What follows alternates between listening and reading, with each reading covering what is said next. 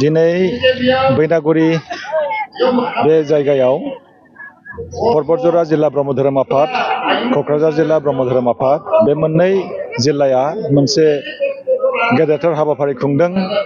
बैनागुरिया जारिमिनारि मोनसे जायगा।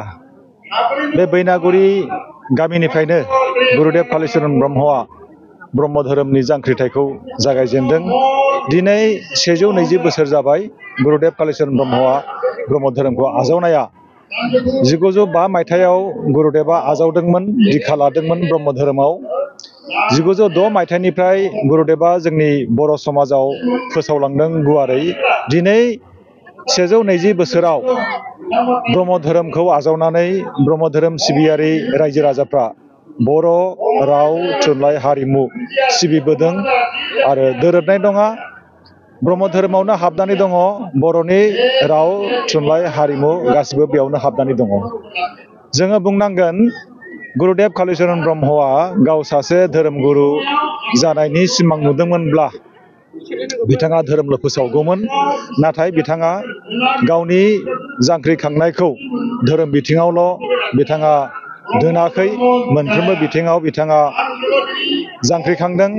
आरो लोगोसे बुंबावनांगोन जोङो जेब्ला महात्मा गान्धीया रुपसियाव फैदोंमोन अब्ला बर' हारिमुखौ दिन्थिफुंनायनि मोनसे हाबाफारि लादोंमोन। बेनो गुरुदेवनि बर' राव, हारिमु, थुनलाइनि मोजां मोनहाबनाय।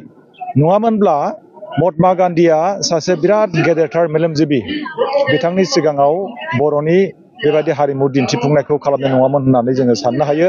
नाथाय बिथांहा बर'नि फारसे जोबोरै सिबिनाय दं, मोजां मोनहाबनाय दङ आरो बर' हारिखौ हारि हिसाबै फोथांनानै लाखिनो थाखायनो बिथाङा ब्रह्म धोरोमनि मोनसे जांख्रिथायखौ जागायजेनग्रोदों। नैबे समाव आङो बुंगोन 120 बोसोर जाबाय बैनागुरि गामियाव, नाथाय जोङो बेयाव मोनसे जारिमिनारि जायगा हिसाबै मोनसे नेरसोन महरै जों मोननो हानांगौमोन, बेखौ जों मोननो हायाखै।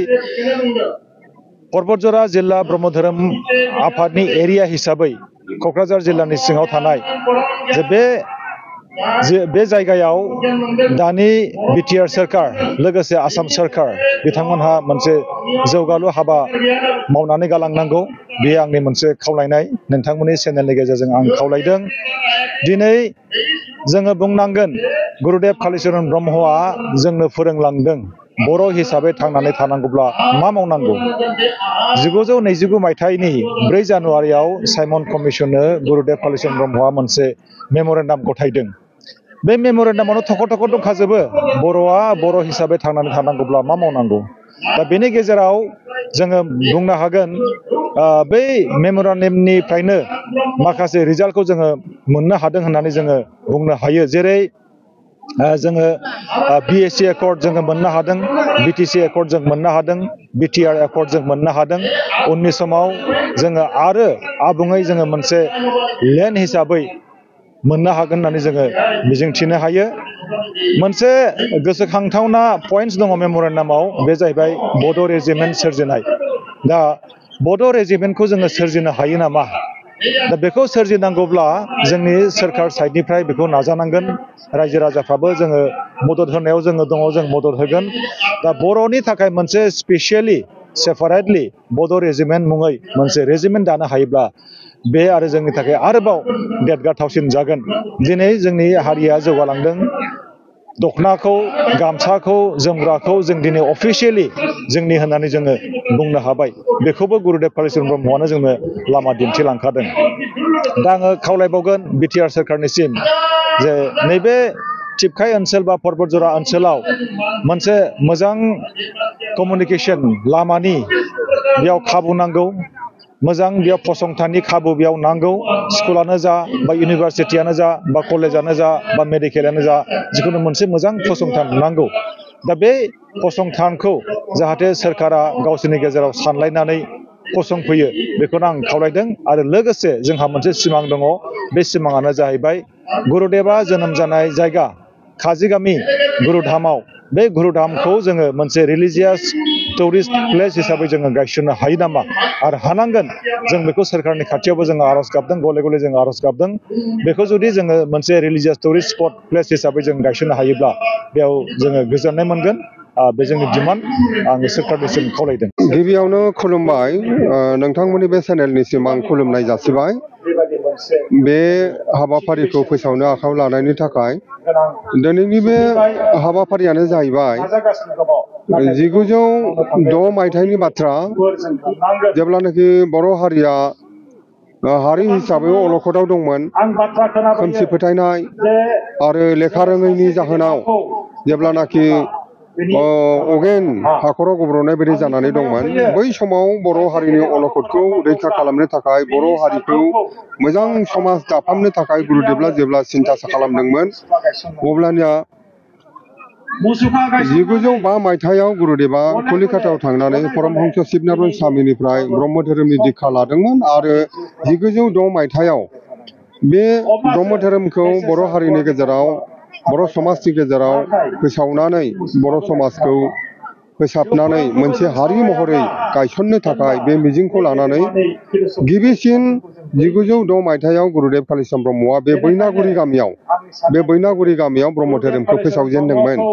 ब्रह्म धोरोम फोसावनायनि मुङाव बे बैनागुरि गामियाव बर' हारिनि गेजेराव ब्रह्म धर्मनि खान्थिजों गिबिसिन जग्गाहुथि होजेनदोंमोन आरो बिनि उनावनो दुलाराय बर' समाजनि गेजेराव ब्रह्म धोरोमखौ फोसावदोंमोन आरो बर' समाजखौ ब्रह्म धोरोमखौ फोसावनायजों लोगोसे बेवहायनो थाबथायालासेनो गुरुदेबा गाहायै जिहेतु गुरुदेबनि थांखिया ब्रह्म धोरोम फोसावनायल' नङामोन गुरुदेबनि गाहाय थांखिया जाहैबाय बर' हारि बर' समाजखौ मोनसे हारि गेरेमसा हारि आरो गोग्गो समाज दाफामनायानो गुरुदेबनि थांखिमोन आरो बे मिजिंखौ लानानैनो गुरुदेबा बे धोरोमखौ फोसावनायजों लोगोसे जोंनि बर' हारिनि रांखान्थि राजखान्थि समाजखान्थि सोलोंथाइयाव बिथाङा मोनसे जावरिखांनाय लाबोदोंमोन आरो गोग्लैसोनानै थानाय लेखा रोङै खोमसि फोथायग्रा रांखान्थियाव गोग्लैसोनानै थानाय बर' समाजखौ बर' हारिखौ गुरुदेबा मोनसे आलोड़ननि गेजेरजों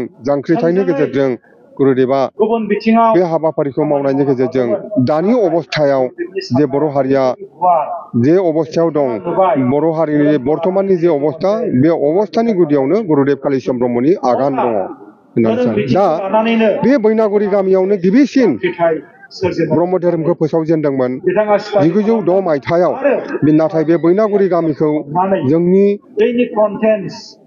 मानसिफ्रा गोबाङानो बे जारिमिनखौ हयथ' मिथिया आरो मिथिब्लाबो सोरबा बावलांबाय बिनिखायनो परबतझरा जिल्ला आरो क'क्राझार जिल्ला ब्रह्म धोरोम मोननै आफादा जथाय जानानै दिनै बे गुरुदेबनि गिबि आगान बर' समाज फोसाबनायनि बर' हारि दाफामनायनि गिबिसिन आगान बैनागुरि गामिखौ बेवहाय बे जारिमिनारि थावनियाव बे हाबाफारिखौ लादों माघी पुर्णिमाखौ नोजोर होनानै माघी पुर्णिमानि मुङाव मुलुग गोजोननि थाखाय जग्गाहुथि होनायनि गेजेरजों मोनसे गेवलां मेल लादों आरो बे गेवलां मेलाव गोबां गेदेमा आलासि बिथांमोना बाहागो लाफैदों। जोंनि परबतझरानि सासे हाथरखि थुनलाइ लिरगिरि साहित्य एकाडेमि बान्था मोनगिरि मानगिरि जनिल कुमार ब्रह्म बिथाङा आलासि महरै नुजाफैदों आरो साहित्य एकाडेमि बान्था मोनगिरिबाव गुरुदेबनि जिउ खौरां बिजाब लिरगिरि गुरुदेब कालिचरण ब्रह्म ट्रास्टनि आफादगिरि गसाइगाव BEd कलेजनि प्रिन्सिपाल मानगिरि डक्टर अजित बर' बिथाङाबो आलासि महरै नुजाफैदों। बेजों लोगोसे दुलाराय बर' समाज आफादनि मानगोनां आफादगिरि मुस्रि बेनुधर बसुमतारी सार बिथाङाबो मेल बेखेवगिरि आलासि महरै बिथाङाबो नुजाफैदों। लोगोसे गोबां पुरहित दैदेनगिरि जोंनि ब्रह्म धर्मनि सासे बिशिष्ट पुरहित गौरीकान्त ब्रह्म बिथाङाबो रायजो राजाफोरनि गेजेराव शास्त्रनि धोरोमनि बाथ्राखौ समाजनि बाथ्राखौ बुंफोरनो थाखाय नुजाफैदों। जोंनि क'क्राझार आरो परबतझरा जिल्लानि समाज सिबियारि गोबां धोरोम दैदेनगिरि बिथांमोनहा नुजाफैदों। दिनैनि बे गेवलां मेला जारिमिनारि थावनि बे बैनागुरियाव जानाय बे गेवलां मेला मोजाङै मोजां जाफुंगोन होननानै आं मिजिंथिदों आरो नोंथांमोननिसिम रोजा रोजा साबायखर होनाय जाबाय। गोजोन्थों। ब्रह्मआ जों जाय समाजाव थायो गुरुदेव कालिचरननि जाय गामियाव जों थायो जाय न'खराव जों थायो मोनसे आध्यात्मिक बे बेलायाव जारिमिनारि थावनि बे बैनागुरि गामियाव सरकारनिफ्राय जेबो अनसुंथाइ मोननाय जायाखै दिनैसिम किन्तु सरकारा बे बर' समाज साबखांनायनि जेनोखि गुदि बैनागुरि पर्बतजरानि बैनागुरि गामियाव बेवहाय गुरुदेबनि बे सान्थौ सान्थ्रिखौ गोथां लाखिनायाव माखासे जौगाखां हाबा मावनांगौ दङ। आं सानो सरकारा बेवहाय नोजोर होगोन। जों सरकारनाव जों आर'ज गाबदों आरो जोङो सरकारनाव बिनि थाखाय जोङो मेम'रेन्डामबो होबावगोन। खारन बर' समाज साबखांनायनि गुदियाव बैनागुरि गामिनि गिदिर आगान दं, बिहोमा दङ। बिनिखायनो काजोलगावआव थानाय गुरुधामा जेरैबायदि गोनांथि दं, बैनागुरि गामिखौबो बेबायदि गोनांथि होनानै बे गामिनि जौगाखां आरो गुरुदेबनि गिबि आगाननि जेनेखालि माखासे नेरसोनफोर, बे नेरसोनफ्रा गोजोर थानायनि थाखाय सरकारा जौगाखां आसनिफोर हरनायखौ जों सरकारनाव खावलायो, जों सरकारनाव आर'ज गाबो आरो इयुनावबो जों सरकारनाव बिनि थाखाय जोङो आर'ज गाबगोन।